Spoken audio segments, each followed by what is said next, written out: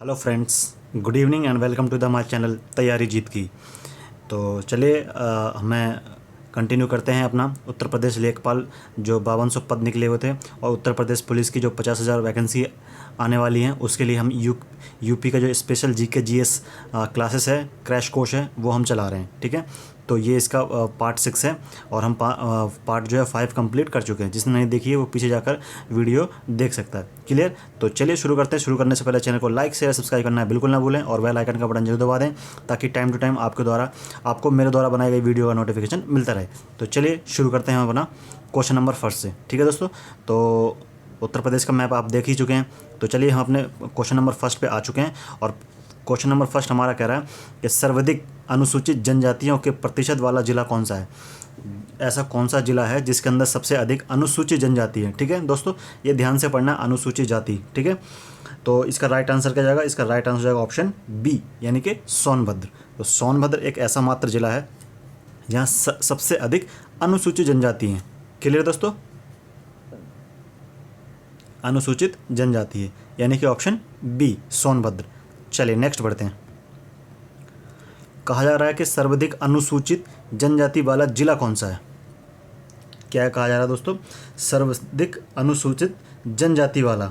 ठीक है, तो जनजाति वाला जिला कौन सा है, इसमें से कौन सा जाएगा दोस्तों?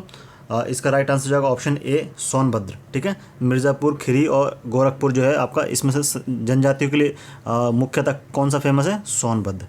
क्लियर दोस्तों? कौन सा क्लियर है? कौन सा है? ऑप्शन ए सोनभद्र। चलिए नेक्स्ट देखते हैं। लगभग ये सेम ही क्वेश्चन था। सबसे कम अनुसूचित जनजाति वाला जिला। अब बताना सबसे कम ऐसा कौन सा जिला है जहाँ पे सबसे कम क्या है, अनुसूचित जनजाति वाले लोग हैं। ठीक है, option A Baghpat, option B Bareilly, option C Azamgarh और ऑप्शन डी मऊ। तो इसका राइट आंसर हो जाएगा दोस्तों क्या? ए ऑप्शन यानी कि बागपत। बागपत एक ऐसा मात्र जिला है जहाँ पे सबसे कम अनुसूचित जनजाति पाई जाती है। क्लियर दोस्तों? Option A. आई होप आपको समझ में आ गया होगा। चलिए नेक्स्ट बढ़ते हैं। नेक्स्ट कहा है कि प्रदेश में सर्वाधिक जनसंख्या वाली जनजाति। अब मतलब किस प्रदेश में, ठीक है, प्रदेश का कहने का मतलब है किस जिले में, किस स्थान पर ऐसी कौन सी जनसंख्या वाली है जहाँ पर सबसे ज़्यादा उस जनजाति की जनसंख्या है। ऐसी एक जनजाति है जिसकी जनसंख्या सबसे ज़्यादा है और वो ऐसे कौन से ज़िले में है। ठीक है, और कौन सी मतलब जनजाति है, जनजाति का नाम बताना। ऐसी कौन सी जनजाति है जो सबसे अधिक पूरे प्रदेश में पाई जाती है। Option A Tharu, option B Gond, option C Chero, option D Kharwar. तो इसका राइट आंसर दोस्तों क्या हो जाएगा? इसका राइट आंसर हो जाएगा आपका ऑप्शन ए यानी कि थारू। दोस्तों पूरे उत्तर प्रदेश में थारू जनजाति जो है सबसे अधिक मिलती है। ठीक है दोस्तों, सबसे अधिक पाई जाती है। क्लियर? थारू। चलिए नेक्स्ट। नेक्स्ट कहा गया है कि निम्न में से कौन सुमिलित सही बताना है, कौन सा सही है इसमें से। ठीक है, सही सुमिलित है, बाकी 3 गलत होंगे और आपको बताना है कि इसमें से सही कौन सा है। ठीक है, खरवार ये सब जनजाति हैं दोस्तों। ठीक है, खरवार जो जनजाति है वो ललितपुर में पाई जाती है या नहीं। बोक्सा जो जनजाति है वो बिजनौर में पाई जाती है या नहीं। ऑप्शन सी जो है बैगा जनजाति जो बहराइच में पाई जाती है या नहीं। ऑप्शन डी थारू वो बाराबंकी में पाई जाती है या नहीं। तो इसका राइट आंसर क्या जाएगा दोस्तों? इसका राइट आंसर जाएगा ऑप्शन बी, जो बोक्सा है ये बिजनौर में पाई जाती है दोस्तों। ठीक है, ये एकदम सही है। सही बताना है हमें। देखिए ऊपर लिखा हुआ सही। ठीक है, क्या लिखा हुआ दोस्तों? सही लिखा हुआ है। ठीक है, तो आपको ये सही वाली बतानी है। क्लियर दोस्तों? सही लिखा हुआ, सही वाली आपको बतानी है। चलिए आगे बढ़ते हैं। फिर आगे कहा गया कि केंद्र सरकार द्वारा प्रदेश की 10 नई जनजातियों को कब सूचीबद्ध किया गया।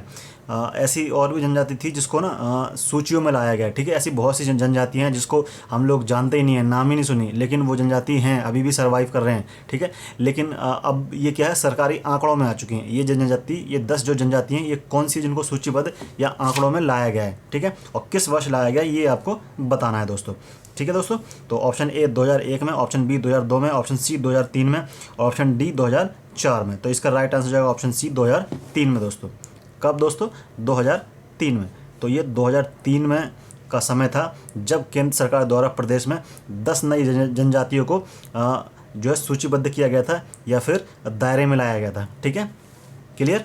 चलिए आगे। आगे कहा गया कि परहिया जनजाति निवास करती है। किस इलाके में ये जनजाति जो है परहिया निवास करती है ये आपको बताना है। ऑप्शन ए सोनभद्र में, ऑप्शन बी बहराइच में, ऑप्शन सी पीलीभीत में, ऑप्शन डी ललितपुर में। तो इसका राइट आंसर हो जाएगा ऑप्शन ए सोनभद्र में दोस्तों। ठीक है, जनजाति से रिलेटेड कोई सा भी क्वेश्चन आए लगभग 80% दोस्तों कौन सा सोनभद्र आपका मिलेगा। ठीक है, 80% जो है आपका सोनभद्र ही मिलेगा। ठीक है, सोनभद्र में क्या है अधिकतर जनजातियाँ पाई जाती हैं। ठीक है दोस्तों, तो ये परहिया जनजाति जो है कहाँ रहती है, वो सोनभद्र में रहती है। क्लियर, चलिए आगे बढ़ते हैं। निम्न में से किस जनजाति में हिंदुओं जैसा वर्ण विभाजन है। ठीक है, कोई एक इस तरह की जनजाति है जिसमें हिंदू जैसा वर्ण विभाजन है, वो आपको बताना है। ठीक है दोस्तों, option A Tharu, option B Buksa, option C Panika, option D Kharwar. तो इसका राइट आंसर हो जाएगा ऑप्शन बी दोस्त बुक्सा। बुक्सा जो जनजाति है, ठीक है, वो हिंदुओं जैसा वर्ण विभाजन है उनका। ठीक है, हिंदुओं की तरह उनका वर्ण विभाजन है। क्लियर दोस्तों, चलिए आगे बढ़ते हैं। अब वर्ण विभाजन से मतलब समझ गए ना दोस्तों, हिंदुओं में जिस तरह से पंडित होते हैं बड़े, फिर उससे नीचे वो राजपूत, फिर उपाध्याय, फिर ये, फिर चतुर्वेदी, द्विवेदी, त्रिवेदी, ऐसे करते करते जो हमने एक विभाजन एक वर्ण में बांट रखा है ना, इसी तरह से इस जाति के अंदर भी होगी। जो बुक्सा जनजाति है इसके अंदर भी इस तरह से कोई ना कोई लेवल पद के हिसाब से होता होगा। ये चतुर्वेदी हैं, ये द्विवेदी हैं, मतलब ये उनकी भाषा में कुछ और होगा। ठीक है, तो इस तरह से लेवल में इनको भी बांट रखा होगा। क्लियर दोस्तों, तो यही बताया गया कि हिंदू जैसा जो एक विभाजन है जनजाति उसमें लोगों का, क्या कौन सी जनजाति है जो उसके अंदर भी ऐसा विभाजन है, तो वो कौन सी है दोस्तों, बुक्सा। क्लियर, चलिए आगे देखते हैं। कहा गया कि निम्न में से कौन सा लठ भरवा भोज देते हैं। ठीक है, लठ भरवा भोज इनमें से कौन सी जनजाति है जो देती है दोस्तों। ठीक है, option A Tharu, option B Buksa, option C Sahariya, option D Kharwar. तो इसका राइट आंसर हो जाएगा ऑप्शन ए थारू दोस्तों। थारू जनजाति जो है क्या करती है, आपकी लठ भरवा भोज देती है। ठीक है, लठ भरवा जो है भोज आपकी देती है। क्लियर, थारू जनजाति। चलिए आगे बढ़ते हैं। आगे कहा गया कि कर्मा जो लोक नृत्य है वो कहाँ पर फेमस है दोस्तों। ठीक है, किस इलाके का वो कर्मा लोक नृत्य फेमस है। Option A Mahoba, option B Purvanchal, option C Braj में, ऑप्शन डी सोनभद्र में। तो इसका राइट आंसर हो जाएगा ऑप्शन डी सोनभद्र में दोस्तों। कहाँ पर, ऑप्शन डी सोनभद्र में। सोनभद्र जो इलाका है वहाँ पर कौन सा कर्मा लोक नृत्य जो है फेमस है। क्लियर दोस्तों, चलिए आगे। नेक्स्ट क्वेश्चन कह रहा है, प्रदेश में किस जनजाति में दीपावली का शौक के रूप में मनाया जाता है। अब जैसे हम दीपावली कैसे मनाते हैं, बड़े हर्ष उल्लास से, और श्री राम जी जब रावण का वध करके आए थे तो हमने जो है उनके स्वागत में वापस अयोध्या आने पर हमने दीप जलाए थे, तो उसी दिन को हम क्या बोल देते हैं, दीपावली बोल देते हैं। ठीक है दोस्तों, तो इसी तरह से हम लोग बड़े हर्ष उल्लास से मनाते हैं। लेकिन एक ऐसी जनजाति है जो दीपावली को क्या बड़े शोक में मनाती है। तो शोक मतलब होता है गम में। ठीक है दोस्तों, तो ऐसी कौन सी जनजाति है वो आपको बतानी है जो दिवाली को शोक के रूप में मनाती है। Option A Tharu, option B Saharia, option C Parahiya, option D Baiga. तो इसका राइट आंसर दोस्तों क्या हो जाएगा, इसका राइट आंसर हो जाएगा ऑप्शन ए थारू। थारू जनजाति जो है वो दीपावली को क्या मनाती है, शोक के रूप में मनाती है। क्लियर दोस्तों, ऑप्शन ए। ओके, चलिए आगे। क्वेश्चन नंबर आगे हमारा कह रहा है कि निम्न में से कौन सही सुमिलित है। तो सही वाला आपको बताना है। Bhotia Barabanki, option B Buksa Bijnor, option C Raji जो है गोरखपुर, ऑप्शन डी थारू बांदा। बस ऑप्शन थोड़े से चेंज कर दिए और कुछ इसके अंदर सेम है दोस्तों। ठीक है, तो इसका राइट आंसर आपने अभी पढ़ के आए हैं बुक्सा बिजनौर में दोस्तों। ये जो है आपका ठीक है। ठीक है, ऑप्शन बी सही वाला सुमिलित है। क्लियर, चलिए आगे देखते हैं। कहा गया है कि निम्न में से कौन सी जनजाति जो सर्वाधिक जनसंख्या वाली है। तो इसमें कौन सी ऐसी जनजाति जो सबसे अधिक जनसंख्या में सबसे अधिक है, वो आपको बताना है। Option A Saharia, option B Tharu, option C Agariya, option D Kherwar. तो जो जनजाति जो सर्वाधिक जनसंख्या में है वो आपका राइट आंसर हो जाएगा ऑप्शन बी दोस्तों थारू। थारू जनजाति जो है आपकी जनसंख्या में सबसे अधिक है। क्लियर दोस्तों, जनसंख्या में सबसे अधिक है। चलिए नेक्स्ट। कहा गया कि निम्नलिखित जनजातियों में से किसकी संख्या उत्तर प्रदेश में सर्वाधिक है। ठीक है, इन 4 जनजाति दे रखी हैं, तो इसमें से बताना है आपको किसकी जनसंख्या उत्तर प्रदेश में सबसे अधिक है। Banrawat, option B Tharu, option C Sahariya, option D Dhuriya. तो जो इन 4 जो जनजाति दे रखी हैं इसमें से किसकी जनसंख्या जो है उत्तर प्रदेश में सबसे अधिक है। ठीक है, तो इसका राइट आंसर होगा ऑप्शन बी आपका थारू। ठीक है दोस्तों, थारू जनजाति जो है सबसे अधिक है उत्तर प्रदेश में। क्लियर दोस्तों, थारू जनजाति जो है उत्तर प्रदेश में सबसे अधिक है। ओके, चलिए आगे देखते हैं। आगे कहा गया है कि कि भारत सरकार द्वारा प्रदेश में 10 नई आदिवासी जाति को अनुसूचित जनजाति के रूप में सूचीबद्ध किया गया है। तो किस वर्ष किया गया है वो आपको बताना है। तो देखिए क्वेश्चन किस तरह से चेंज हो गया दोस्तों। पहले छोटा सा क्वेश्चन लिख के आया था, ये कितना बड़ा लिख के आ गया। तो 2003 में इसको सूचीबद्ध किया गया था। ठीक है दोस्तों, 2003 में इसको सूचीबद्ध किया गया था। चलिए नेक्स्ट बढ़ते हैं। ऑप्शन 20 का राइट आंसर हो जाएगा। नेक्स्ट क्वेश्चन हमारा क्या है, निम्न में से कौन सी अनुसूचित जनजाति बिजनौर जिलों में निवास करती है। ठीक है, बिजनौर में कौन सी जनजाति है जो निवास करती है। Option A Baiga, option B Kharwar, option C Buksa और ऑप्शन डी थारू। तो इसका राइट आंसर हो जाएगा ऑप्शन सी दोस्तों। ठीक है दोस्तों, निम्नलिखित में से क्या बोला गया, ऐसी कौन सी है जो बिजनौर में निवास करती है। ठीक है दोस्तों, तो इसका राइट आंसर हो जाएगा ऑप्शन सी बुक्सा। ठीक है दोस्तों, बुक्सा जो है आपकी जनजाति बिजनौर में निवास करती है। चलिए नेक्स्ट देखते हैं। कहा गया है कि निम्न जनपदों में बेक्सा जनजाति कहाँ पाई जाती है, वो आपको बताना है। ऑप्शन ए बिजनौर और आगरा में, ऑप्शन बी बहराइच और लखीमपुर में, ऑप्शन सी मिर्ज़ापुर और सोनभद्र में, ऑप्शन डी ललितपुर और जालौन में। तो इसका राइट आंसर हो जाएगा ऑप्शन ए बिजनौर और आगरा में दोस्तों। कहाँ पर दोस्तों, बिजनौर और आगरा में। क्लियर दोस्तों, ऑप्शन ए बिजनौर और आगरा में।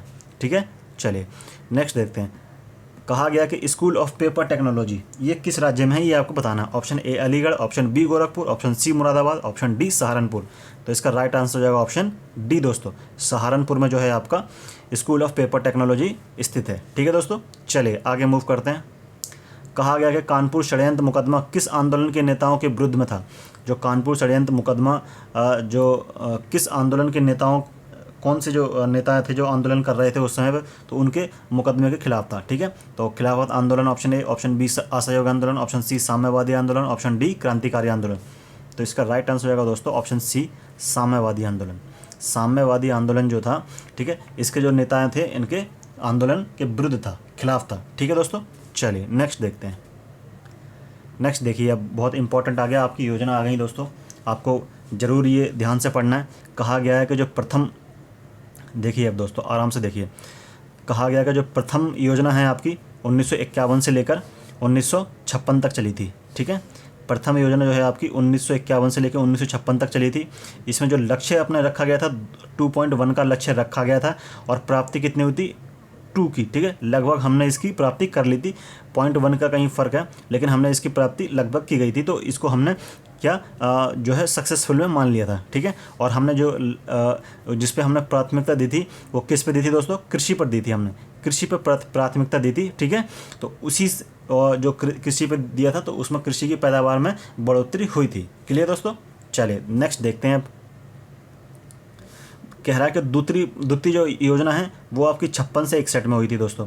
द्वितीय पंचवर्षीय योजना जो है आपकी 1956 से लेकर 1961 तक। ठीक है, इसमें जो हमने जो लक्ष्य रखा था वो हमने 4.5 का रखा था। ठीक है, किसको, पिछली पंचवर्षीय योजना को देखते हुए कि हमने जब 2 हमने हासिल कर लिए तो हम इस बार मेहनत करके शायद और आगे 2 और हासिल कर लें। तो इसी हिसाब से हमने 4.5 रखी थी, लेकिन इसमें हमने प्राप्ति कितनी 2 भी हमने प्राप्त नहीं कर पाई थी। ठीक है, 1.9 हमने प्राप्त कर पाई थी। तो ये थी आपकी जो है पूरी तरह से अनसक्सेसफुल। ठीक है, फ्लॉप जो कह सकते हैं आप, दूसरी योजना जो है पूरी फ्लॉप थी। ठीक है, इसमें हमने उद्योग विकास पे हमने ध्यान दिया था दोस्तों। किस पे, उद्योगों के विकास के ऊपर हमने जो है ध्यान दिया था या प्राथमिकता दी थी। ठीक है, चलिए नेक्स्ट देखते हैं। अब कह रहा है कि तृतीय पंचवर्षीय योजना है वो 61 से लेकर 66 तक चली। ठीक है दोस्तों, 61 से लेकर 66 तक चली और इसके अंदर जो हमने लक्ष्य रखा था वो 5.6 का रखा था और जो प्राप्ति हुई थी 1.6 की। तो ये सबसे ज़्यादा फेल थी। ठीक है दोस्तों, सबसे अधिक फेल ये थी। हालांकि फेल तो द्वितीय भी हुई थी, तीसरी भी हुई थी, लेकिन सबसे अधिक जो फेल मानी जाती है वो है आपकी तीसरी पंचवर्षीय योजना। इसमें हमने कृषि विकास के ऊपर जो जोर दिया था दोस्तों। किस पे, कृषि विकास और उद्योग दोनों पर, दोनों को बराबर हमने, उस पर हमने साथ साथ कृषि भी बढ़ोतरी होती रहे हमारी।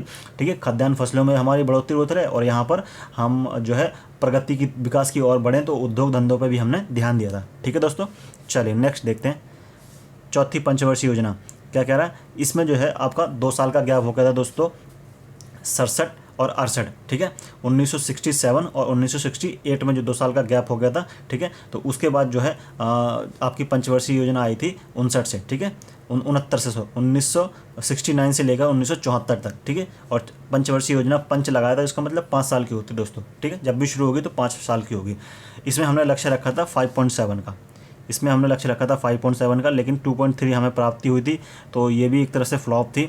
और इसके अंदर हमने विकास के ऊपर ध्यान दिया था, स्थिरता विकास, ठीक है, जो हमारी जो अर्थव्यवस्था है वो धीरे धीरे बढ़े लेकिन कंटिन्यूस बढ़े, ठीक है, इस पे हमने ध्यान दिया था। स्थिरता यानी कि कंटिन्यू बढ़ती रहे, लेकिन वो हम प्राप्त नहीं कर पाए थे, ठीक है दोस्तों, क्लियर।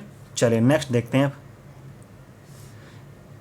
छठी पंचवर्षीय योजना क्या रहा कि 1974 से लेकर 1979 तक, 1974 से लेकर 1979 तक ये आपकी थी पांचवी पंचवर्षीय योजना। और इसमें लक्ष्य रखा गया था 4.4 का, और जो कि हमें 4 प्राप्ति हो गई थी दोस्तों, ठीक है, 4 प्राप्ति हो गई थी। तो लगभग ये भी फेल ही है, लेकिन काफ़ी हम हद तक इस पर क्लियर मतलब पहुँच चुके थे, ठीक है।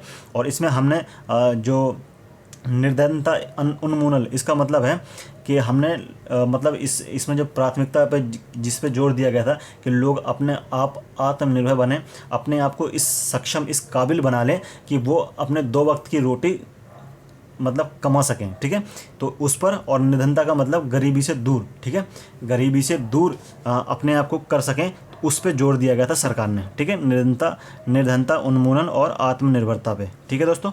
चलिए छठी देखते हैं अब। छठी पंचवर्षीय योजना कह रहा है कि 1980 से लेकर, इसके अंदर 1 साल का गैप हो गया था दोस्तों, ठीक है, तो 1980 से लेकर 1985 आपका ये है आपकी छठी पंचवर्षीय योजना।